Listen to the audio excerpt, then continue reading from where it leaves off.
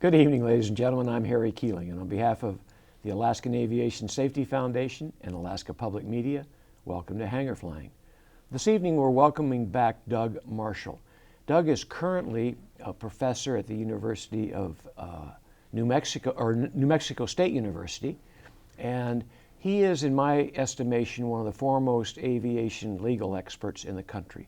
It's really great to have him on the program. Thank you, Harry. Thanks for inviting me back. Welcome back. And I want to show you, ladies and gentlemen, in fact, this is a book that Doug was one of the authors on. And in fact, I'm teaching a course at UAA on unmanned aircraft, and we're using this as a textbook. So it's nice to have the author on the show.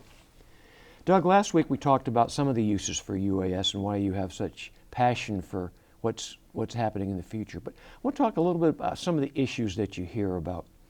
Can you talk about the model aircraft exception or exemption or the way it's treated differently? Well, it's been the model aircraft community and the technology that is represented by model aircraft has been controversial for a number of years now because folks that want to use these type of airplanes or aircraft for commercial purposes have been told by the FAA essentially that you can't do it, that the regulations don't permit the use of RC aircraft or models for any commercial purpose.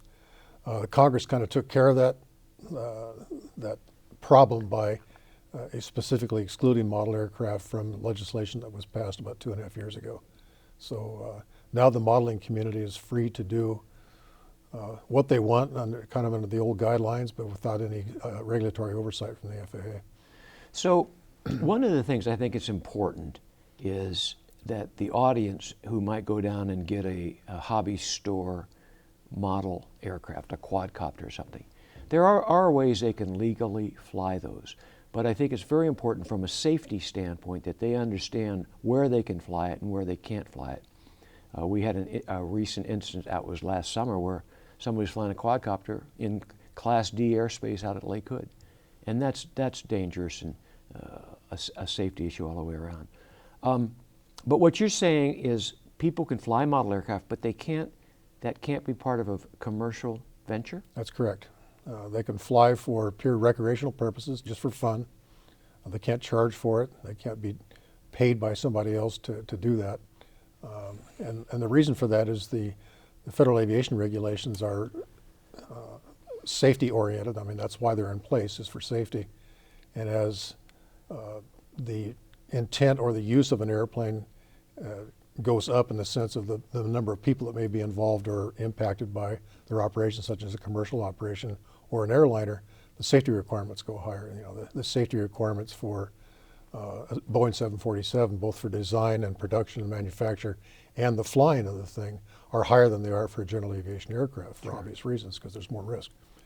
I want to talk about one more thing. You really did a nice job last week talking about the benefits that can be gained from using UAS. But our audience are pilots and mechanics and aviation people around the state. Do we assume an additional risk if we're starting to use UASs? And I don't mean model aircraft in this case, but regulated UASs. Is there an additional risk? A risk of operating mid-air collision? Well, there shouldn't be if they're operated properly and if they obey the rules. Coordinate their activities with air traffic control, with the other operators or the users of the airspace. I mean, it's another object that's in the sky, so obviously there's a risk there, but it shouldn't be enhanced if the operation is done according to the rules, the regulations, and the standards, and everybody who's in the airspace knows who's there and what time they're going to be there or what the operation is going to be about. And if it is an approved operation, the audience doesn't really need to know the details, but there is a process where it is approved by the FAA and there's a risk assessment done. And when they fly, they publish NOTAMs. They do. So they give notice to the public, and for the general aviation community that may be listening to this or watching the program, checking the NOTAMs and understanding when these activities or these operations are going to be in place or are being flown is the best way to assure that you don't run into one. It's you know, we can all share the airspace if it's done and it's managed properly. Doug, you've been around this business for a long time. Right. We've got about a minute left. Any final thoughts? Well, I think this technology is extremely exciting. It's going to be a lifesaver in many respects because they perform functions that can be done safer than manned aviation. They're not going to supplant or substitute for most manned operations.